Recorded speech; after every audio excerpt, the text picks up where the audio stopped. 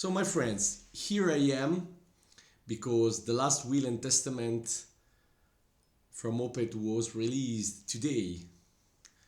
And you know well, I was the first reactor doing paragraph 1 and paragraph 3.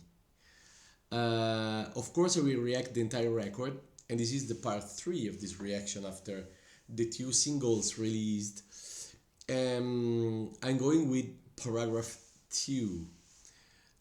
I'm really ready for this reaction. Before starting, I have to say that I have to confess that I saw a lot of rankers even before the record was released. They had the occasion to check the entire album before, and they are declaring themselves in a full excitement for this new release, and I really think this is maybe the best Opeth record, and of course the best one of the last 15 years. I'm not so sure. Personally, this melting pot of everything with these raspy growls by Mikkel Ackerfeld, not the same effects that in Blackwater Park, Ghost Reveries and many other records. I don't really know if this one is conquering me as well than many other Opeth records. But what do you know, now I'm shifting here in paragraph 2, another short one, 5 minutes 33 for the Opeth habits, of course. We go.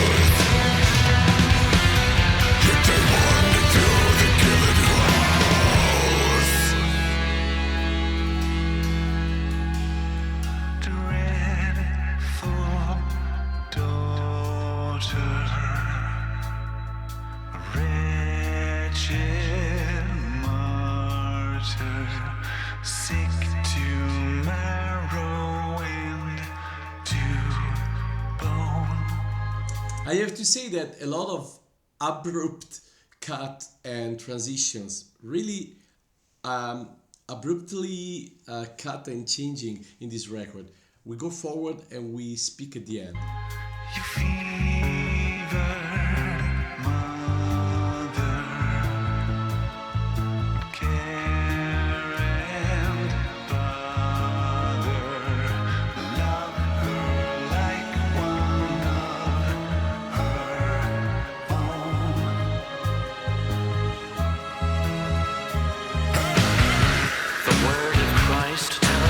Forgive transgressions.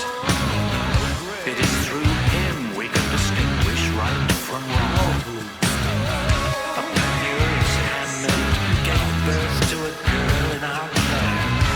We're compelled to persevere in place of the estranged father until his return.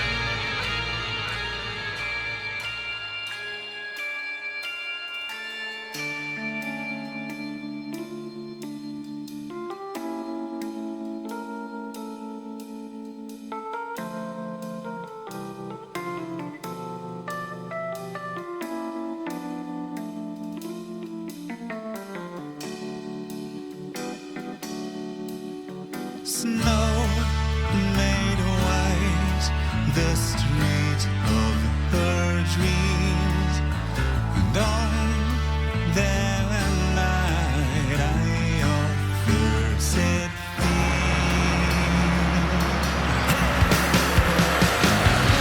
Through these words I extend my hand to salvation, and this writ may overturn the rich and reward the poor.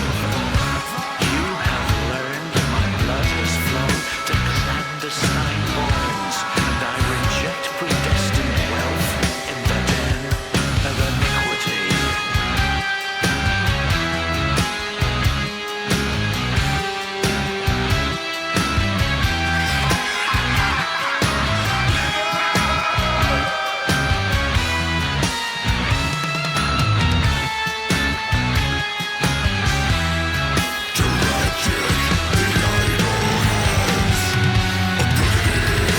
reclaim your soul.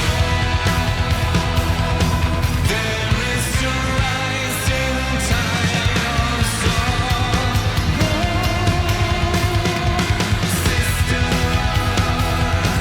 There is a rising tide of sorrow,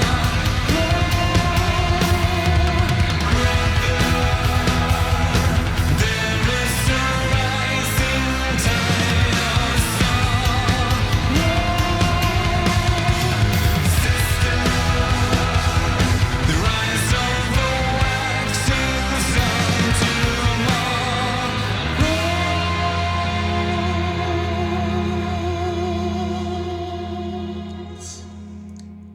Okay, there is so many experimentation here in this one, and I'm confirming my first impression. I think this record is something that is really going out of your control. You know what I mean?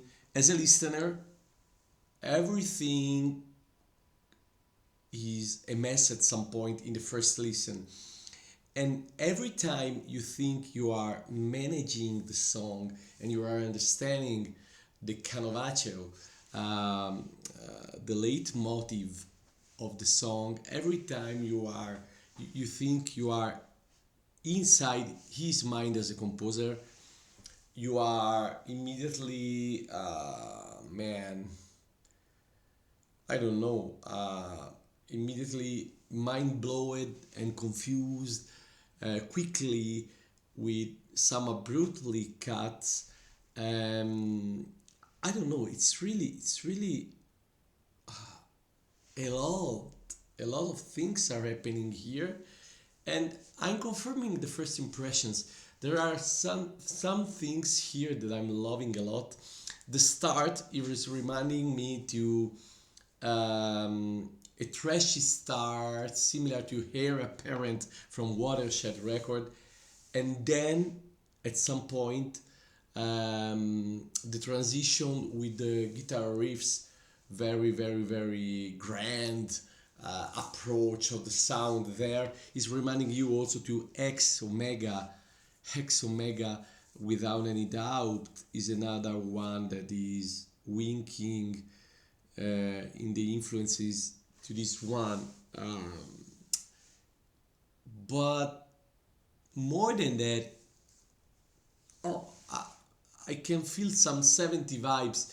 Tan, tan, tan, tararara, tarara, tarara, tan, tan, tararara, tarara.